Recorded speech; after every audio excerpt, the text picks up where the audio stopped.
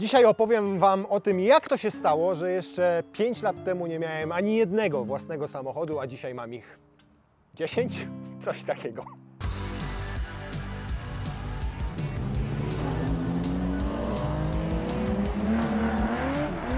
Witamy na kanale YouTube magazynu Classic Auto. Słuchajcie, zanim opowiem Wam o tym, jakie pierwsze auto sobie kupiłem, to opowiem Wam o samochodzie, którego nie kupiłem, ale który miał mój wujek. Był to Peugeot 205 i w 1994 roku uczyłem się jeździć tym autem. Miałem 12 lat, na szczęście moja postura pozwalała mi już na to, żeby dosięgać nogami do pedału gazu i hamulca. I pamiętam, że jeździłem tylko pomiędzy garażem rodziców, a ogrodzeniem, to było jakieś, ja wiem, może 80 metrów. Ciut wyjeżdżałem poza to ogrodzenie, tam zawracałem i raz zawracając przejechałem kurę sąsiadki.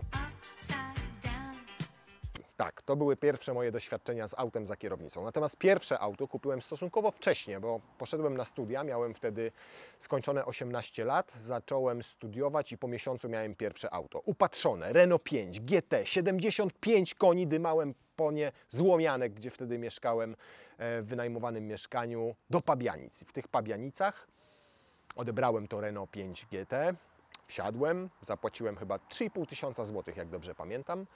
Dojechałem na stację benzynową, żeby zatankować i już nie odpaliłem. Okazało się, że koło zamachowe miało wyłamane zęby, czy tam pościerane coś tam. Naprawa wyniosła równowartość tego, ile zapłaciłem za ten samochód i sprzedałem im je po naprawie i po tygodniu jeżdżenia. A sprzedałem je tylko dlatego, że musiałem kupić pierwszego laptopa do swojej pierwszej pracy, a laptopy wtedy nie kosztowały 1000 zł i nie nowe, tylko kupiłem używanego, kosztował tyle co to Renault 5 GT. Niemniej to pozwoliło mi bardzo szybko zarobić na kolejne auto, które kupiłem z rok później, a był to porywający Ford Escort z silnikiem, a jak żeby inaczej, 75 koni, ja sobie od początku upatrzyłem tę liczbę, ale dwudrzwiowy, w pięknej czerni. Pojechałem po niego do Bremen. I tam w Bremen, zanim ruszyłem nim w drogę powrotną, bo zawiózł mnie kolega, to musiałem je najpierw naprawić, gdyż miało skrzywiony delikatnie amortyzator, wymienić musiałem lefrektol. Wsiadłem w samochód, wracałem i w Świecku już byłem tak zmęczony, bo to wszystko trwało dobre 24 godziny, że zasnąłem w Świecku na 15 minut, a obudziłem się po 6 godzinach. Więc takie były moje początki motoryzacyjne. Po Fordzie Escorcie miałem jeszcze fascynującego równie bardzo jak Ford Escort, ale już mocniejszego, bo 90-konnego Forda Mondeo pierwszego. W pięknym zielonkawym kolorze Racing Green. Niestety był bardziej green niż racing ten samochód, bo miał jeszcze LPG dodatkowo. Po nim już naprawdę to był skok na wyższy szczebel, bo Opel Insignia się pojawił i to 3.0 diesel, silnik Isuzu, ależ to jeździło 177 koni. Ale jak sprzedałem już Insignię, to już nie kupiłem absolutnie niczego, ponieważ zostałem tak zwanym dziennikarzem motoryzacyjnym, a jak wiecie, to dziennikarze motoryzacyjni jeżdżą wyłącznie testówkami. I tymi testówkami przebujałem się dobrych 15 lat, a może nawet 16. Tak jeździ po zakrętach. Zobaczcie, jak się trzyma. I dopiero wtedy przyszedł taki czas, że pojawiła się ta wielka motoryzacja w rozumieniu też dziennikarskim, bo i Automaniak, i Karoseria, i teraz kanał Bąka, i na Instagramie zaczęło się to jakoś wszystko kręcić i nie byłem już zmuszony przede wszystkim finansowo do tego, żeby jeździć autami cudzymi, czyli testowymi, i dzisiaj testówki odbieramy dla Was w Karoserii tylko po to, żeby je pokazać, żeby je sprawdzić, żeby nimi pojeździć, a ja cieszę się swoim dobytkiem, czyli 10 autami, które mam. Jeżeli chodzi o klasyki, bo ja rozróżniam dwa rodzaje aut, które mam w domu. Jedne to są takie, jak tam widzicie w tle, czyli ta czerwona Supra, to jest samochód stosunkowo nowy. Nim jeżdżę bardzo dużo. Wszyscy na początku 3 czy 4 lata temu mówili, że to auto nie ma absolutnie potencjału kolekcjonerskiego, że Supra 2JZ to było coś. A ja trochę znałem silnik B58 i też wiedziałem, jak to auto zostało skonstruowane, jaka była historia jego powstania, bo na swojej drodze spotkałem kiedyś inżyniera, który projektował Supra, a nawet człowieka, który wpadł na pomysł, żeby ją reaktywować, i co nieco mi poopowiadali. I dzisiaj uważam z perspektywy tych 3 lat, kiedy ją przejeździłem, że to jest świetne auto i świetne daily. Jest zrobiona na 570 koni, bardzo łatwo poddaje się to auto tuningowi przy niewielkich nakładach. Doskonale jeździ, dużo lepiej niż MK4, czyli ten słynny 2JZ, bo jest po prostu lżejsza, jeździ i na wprost lepiej. 60 000 kilometrów przejechałem nią przez 3 lata, gdzie w tym czasie i tak większość czasu przestała w różnych warsztatach, bo i zawias ma zrobiony, i w układzie kierowniczym pogrzebane, i pakiet aero i tak dalej, i tak dalej. Więc to jest takie moje daily, gdzie jak mam gdzieś dojechać w drugi koniec Polski i dojechać szybko, to biorę ten samochód. Oprócz tego są tam jakieś auta rodzinne w domu, też nowe, po to, żeby było coś cały czas w domu niezawodnego, w co można zapakować dzieci, wyjechać na wakacje z bagażami.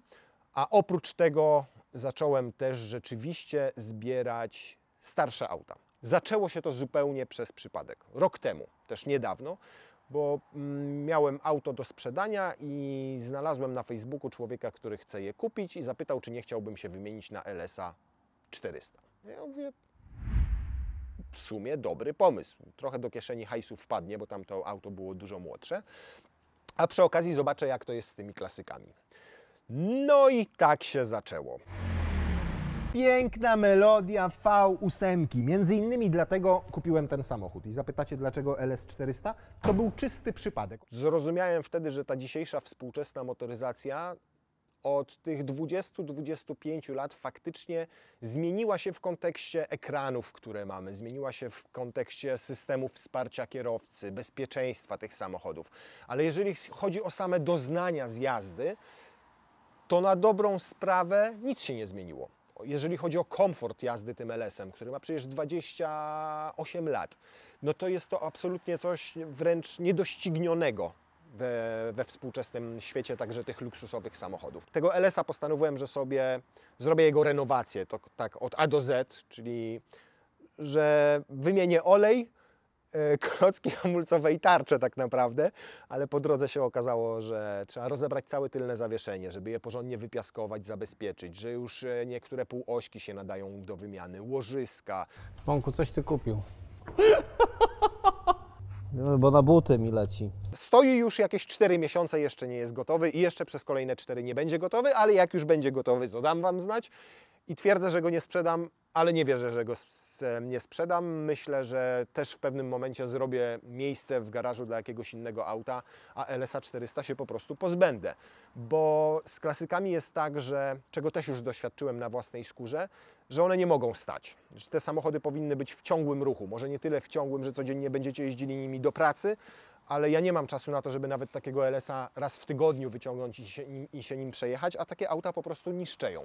Gdybyście chcieli podejrzeć, jak ten LS jest naprawiany i co w nim robimy dokładnie, to jak tutaj klikniecie, to przeniesie Was na kanał Karoseria, na całą serię z LS-em, bo to auto nie robię, znaczy robię własnymi ręcami renowację jego, natomiast robię ją nie sam, bo robię z Marcinem Dziełakiem. A znacie Marcina Dziełaka zapewne świetnie, ponieważ na tym kanale on też pokazuje swój projekt, jeszcze starszy, znacznie starszy, bo z 77 roku Toyotę Celikę, która jest już totalnym gruzem i on w zasadzie buduje to auto od nowa. LS-a nie budujemy od nowa, natomiast jest tam sporo do zrobienia, sporo zaskoczeń, bo to auto ma pneumatykę i kilka innych ultra ciekawych w latach 90. rozwiązań, które wymagają, które działają w tym samochodzie, ale żeby działały kolejne 500 000 kilometrów, bo to auto prawie taki ma przebieg, to trzeba je doprowadzić do ładu. I zobaczycie tam właśnie, jak sobie klikniecie, tu gdzie pokazałem, to zobaczycie, jak to wszystko wygląda od kuchni. Po niczego się nie wstydzimy, wszystko pokazujemy jak na tacy. No i tak jak wspomniałem, od LS-a się zaczęło, bo już jak kupiłem tego LS-a, to pojawiła się okazja, żebym sprowadzał samochody ze Stanów Zjednoczonych. Jeżeli to się okaże trup, a nie to, co widziałem na zdjęciach, no to będzie pierwsze duże rozczarowanie. I jedna rzecz w tym LS-ie urzekła mnie tak bardzo, że już wiedziałem, jakie auta dokładnie będę ściągał ze Stanów. To była V8 i wolno ssąca. Czyli silniki, które powoli znikają i wymierają, bo już mało który producent ma taki motor w ofercie. Z wolno ssących w zasadzie został Lexus LC500 i Ford Mustang V8. I to jest wszystko, niczego innego nie uświadczymy. A to były silniki o przepięknej kulturze pracy, o wspaniałym brzmieniu. One w latach tam powiedzmy po roku 2000 nie miały mocy 500 koni jak dzisiaj, bo nie miały turbosprężarek, ale te 300 koni w porównaniu z ich niewielką masą, jak ją zderzymy ze współczesnymi autami, sprawiały, że dawały niesamowite odczucia z jazdy. Naprawdę w tym LS-ie ja wyłączałem radio, żeby tylko posłuchać tej aksamitnej pracy V8. Pierwszy był Mercedes CLK 430 z 2000 roku. Niby auto, które nie budzi emocji. Nie budzi kiedy patrzycie na wersję CLK 200, 230 czy nawet 320. Ale wierzcie mi, że ta 430 jak przyjechała i znowu człowiek przekręcił ten kluczyk w tej stacyjce, jak usłyszał ten silnik, to mówię, wow, cudowny egzemplarz się trafił, bezwypadkowy z tamtych lat, który miał 140 000 przebiegu, kilometrów, już mówię w kilometrach, a nie w milach, w bardzo ładnym stanie tapicerki, niezniszczony. $1050 kosztował na aukcji. Okazało się, że miał uszkodzony dach składany, mianowicie rączka się urwała i rączka w Stanach kosztowała $2000. A tutaj zaprzyjaźniony warsztat w regułach zrobił mi tę rączkę za 150 zł. Wystarczyło 2 albo 3 śrubki wkręcić. Oczywiście auto przeszło całkowity przegląd, wszystkie wycieki zostały zlikwidowane, a w zasadzie pocenia. Było całkowicie w oryginale pod maską, w zawieszeniu również, czyściutkie, bez grama rdzy. Uznałem, że mam szczęście i firma, z którą współpracuję, czyli z Furmaxem, z którą ściągam te samochody, zaczęliśmy wyszukiwać kolejnych rodzynków. I tak pojawiła się w drugiej kolejności Beata, czyli BMW 650i, którego tutaj nie widzicie, ale pewnie silny, jak silnego znam, to zaraz Wam na przebitkach pokażę tą Beatę. Beata była już uszkodzona z przodu i Beata była też dla mnie ciekawym doświadczeniem, ponieważ z jednej strony samochód w rewelacyjnej kondycji, jeżeli chodzi o wnętrze. Często wnętrza BMW, które przyjeżdżają szczególnie z tych cieplejszych stanów, a ona była z Florydy, jako że tam jest dużo gumy, to one wyglądają okropnie. Deski potrafią być spękane jak takie zaschnięte błoto, tam jest mnóstwo na niej pęknięć. Ta była w przepięknym stanie, jeżeli chodzi o wnętrze, delikatnie uszkodzona z przodu, ktoś wjechał w słupek. No niestety wystrzeliła poduszka, ale wszystkie podłużnice były całe, cała była chłodnica, nawet pas wzmacniający z przodu był tylko delikatnie uszkodzony, ale ostatecznie i tak go wymieniliśmy, więc uszkodzeń teoretycznie było niewiele. Ale BMW okazało się tak, drogie w naprawie, i ta naprawa też nie poszła dokładnie tak, jak bym chciał. To jest po pierwsze. Po drugie, wystrzeliły pałąki przeciwkapotażowe, wystrzeliła ta poduszka, w związku z czym wystrzeliła też ładunek pirotechniczny w pasach. To wszystko trzeba było wymienić, to wszystko podniosło koszty naprawy. Nie mówię, że wyszła drogo. Zostaje ona u mnie na dłużej, bo genialnie się jeździ tym samochodem. CLK od razu, od ręki płakałem, jak sprzedawałem, ale jak tylko przejechałem się BM-ką, to powiedziałem sobie tak, to jest dokładnie ta V8, nie ta z 430, tylko ta z BMW. Jeszcze ładniejsze brzmienie, jeszcze większa spontaniczność tego auta. To jest 50, więc ten silnik trochę mocniejszy niż 45i, więc ona już się inaczej napędza. Niestety pali w cholerę, bo 15 litrów to jest takie minimum dla niej, to przy takiej spokojnej, delikatnej jeździe tu po okolicach. A i jeszcze jednego Wam nie powiedziałem, że uwielbiam też kabriolety. No zresztą jak słyszycie, CLK 430, potem BMW 650i w kabriolecie. Piękne, banglowskie, czarne, bardzo je lubię i ono zostaje. I wniosek jest też taki z tego BMW, że już nie będę kupował samochodów, które mają gdzieś tam uszkodzenie systemów bezpieczeństwa, czyli pirotechnikę, poduszkę, nie ze względu na to, że tego się nie naprawia. To się naprawia i w polskich warsztatach robi się to naprawdę dobrze. Po prostu to podnosi koszt tej naprawy i obniża wartość samochodu, mówiąc krótko. Więc nawet jeżeli jest delikatnie uszkodzony przód i tak dalej, ale widzę walniętą poduszkę strzeloną, to omijam taki samochód już szerokim łukiem. Może kiedyś jeszcze się skuszę, ale to musiałby być naprawdę rarytasik, w którym warta byłaby ta naprawa, po to, żeby odrestaurować naprawdę fajny samochód. No i trzecie auto, które przyjechało, to już widzicie tutaj za mną, to jest Corvetta. Czemu ta Corvetta? Bo C5 bardzo podrożały i to już jest dobra inwestycja. Jeżeli zaczynamy mówić o inwestycjach, to tak, CLK było dobrą inwestycją, bo kosztowało $1000. BMK była dobrą inwestycją, bo bardzo podrożała w ostatnich latach. Kilka lat temu, 3-4 lata temu, taki egzemplarz jak mój kupowało się za 30-35 tysięcy złotych. Dzisiaj absolutne minimum to jest 60 tysięcy, a dobrze utrzymane egzemplarze z przebiegami 70-80 tysięcy potrafią kosztować około 90-100 tysięcy złotych. Natomiast jeżeli chodzi o Corvettę, to jest to też świetna inwestycja, bo jeszcze 4-5 lat temu te auta w Stanach kosztowały 2-3 tysiące dolarów. Mówię o C5. Dzisiaj trudno jest kupić ładnie utrzymany egzemplarz na rynku amerykańskim na aukcji, czyli taki, który będzie gdzieś uderzony, za mniej niż 7, 8, 9 tysięcy dolarów, zależnie od tego, który rocznik, jaki stan utrzymania. Moja to jest końcówka 2003 roku, ostatni wypust C5. Ostatnie auto podobno na całym świecie z otwieranymi reflektorami z przodu. Podobno są takie opinie, że gdzieś tam w Japonii jeszcze jakieś egzotyczne 1 czy 2 marki były produkowane do 2005-2006 roku z otwieranymi reflektorami. Natomiast oficjalnie wśród tych znanych marek to Corvette z C5 jest dokładnie tym modelem, ale nie dlatego ją kupiłem. Była bardzo mało uszkodzona z tyłu i wydawała takie, miałem przeczucie, że to może być fajny strzał. Kosztowała $6900 dokładnie. Przyjechała, słuchajcie, i Furmax, o którym Wam wspomniałem, sprowadził w swoim życiu około 120 Corvette C5 w swoim życiu, w swojej działalności. I powiedzieli, że po raz pierwszy widzą taki egzemplarz. Przyjechał z ostrym wałkiem, wymienionym kolektorem dolotowym, wymienionymi kolektorami wylotowymi, spalinowymi, wymienionym wydechem, z zawieszeniem Z06 wersji, czyli ma stabilizatory poprzeczne i sprężyny zupełnie inne. Ma porobione wszystkie tuleje, ma zrobione hamulce, nawiercone, ryflowane. To auto zostało przystosowane do sportu, ma zrobiony sterownik silnika, ma zrobiony sterownik skrzyni biegów. Niestety jest to automat, a nie manual, nad czym ubolewam. Niemniej w samych gratach ten samochód ma utopione $10 000 plus robota. I jeszcze najśmieszniejsza historia jest taka, że jak pokazałem ją u siebie na kanale Bąka, to napisał w komentarzach jeden człowiek z Polski: ej, a ja do tej korwety to robiłem z tyłu Frediemu, czy jak to ma na imię do Stanów, spoilerek z tyłu, a tego spoilerka teraz nie ma. Okazało się, że spoilerek prawdopodobnie w porcie komuś się w Nowym Jorku przyczepił i go sobie zdjął. Auto na szczęście już dalej nie zostało rozkompletowane, tylko przyjechało tak jak tutaj stoi.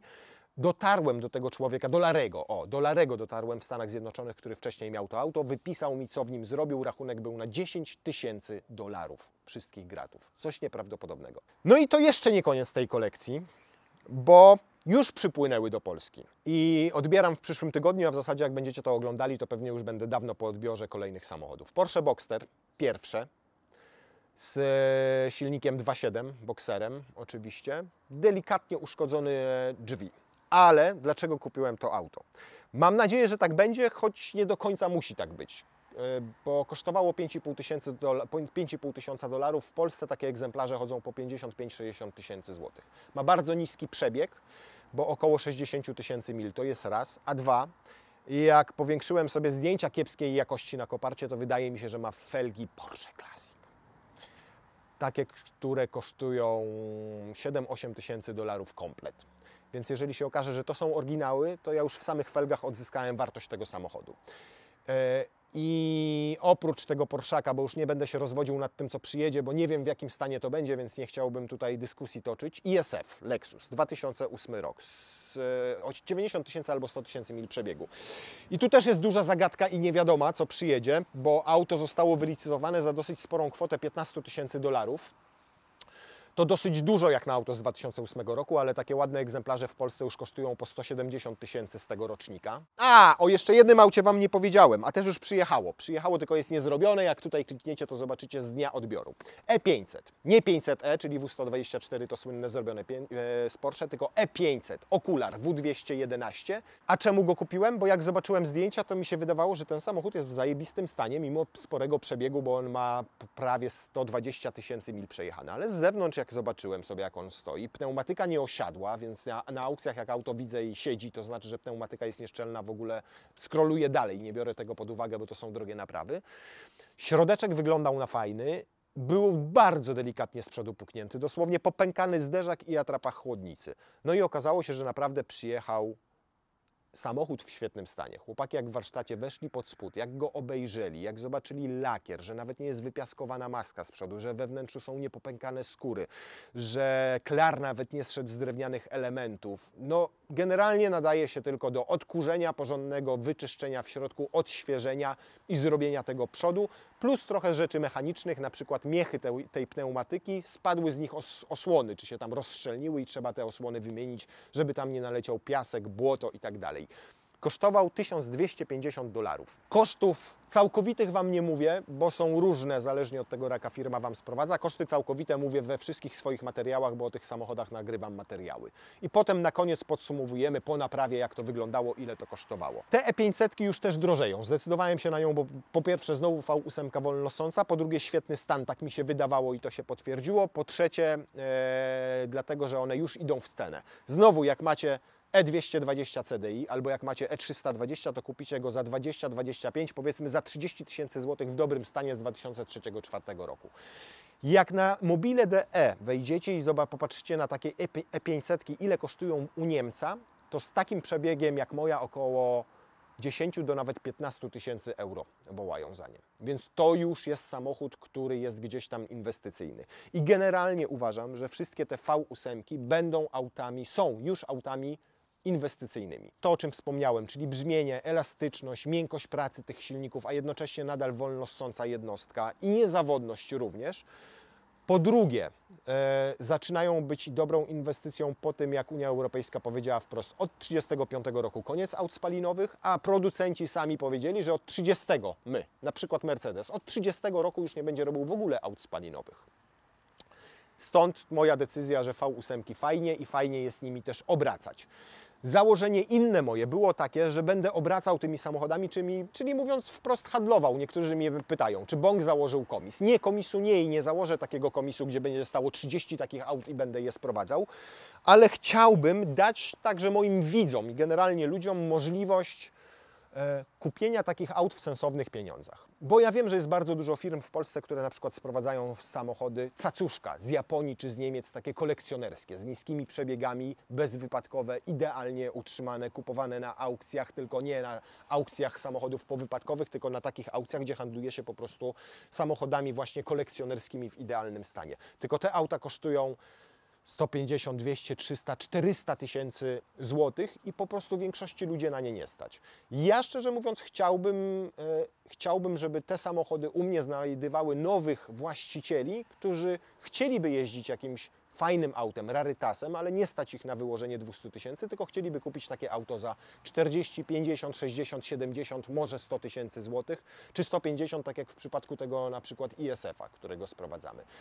Więc celuję, mówiąc krótko, w niższe półki, ale w samochody takie, które wydaje mi się, że mają przed sobą fajną przyszłość. I jeszcze jedną zaletę mają te klasyki, tak to już nazwijmy, youngtimery, ja wolę takie określenie, po 2000 roku, chociaż te z lat 90. też. One są przede wszystkim bezpieczne. Auta w latach 80. nie miały ABS-ów, nie miały kontroli trakcji, nie miały poduszek powietrznych. Wszystkie te auta, które kupiłem, mają przynajmniej 4 poduszki powietrzne, jak nie po 6. Mają ABS-y, mają kontrolę trakcji. Mercedes ten E500 ma nawet specjalny system, on się SBA czy SAB nazywa, taki, gdzie macie nawet już dystrybucję siły hamowania na każde koło oddzielnie, więc taki bardziej zaawansowany, a auto ma 20 lat. Więc pod tym względem absolutnie nie ma się czego bać i tymi autami można jeździć na co dzień. BM-ką ja ostatnie 2 miesiące, dopóki nie przyszły chmury, to jeździłem dzień w dzień. Supra stała sobie pod wiatą, wszystkie auta stały tutaj w domu, ja dymałem sobie 650 i do Warszawy i z powrotem, przepalając mnóstwo paliwa w niej, ale tylko dlatego, że mnie strasznie cieszyła i te środki jestem w stanie poświęcić na to, żeby takim autem sobie naprawdę jeździć nawet codziennie, cieszyć się każdym promykiem słońca. Do 12 stopni na zewnątrz jak było i świeciło słoneczko, śmiało można było nią mykać. Jakie auta dzisiaj kupować, żeby zarobić? Trudne bardzo pytanie. Znowu uważam, że wszystko, co dzisiaj ma V8 pod maską i to kupimy dzisiaj, to znowu przez to, jak się zmienią przepisy, będzie za 10 lat na przykład warte więcej niż jest warte dzisiaj. Bo to są ostatnie tego typu samochody i nawet producenci mówią wprost, koniec z V8-kami.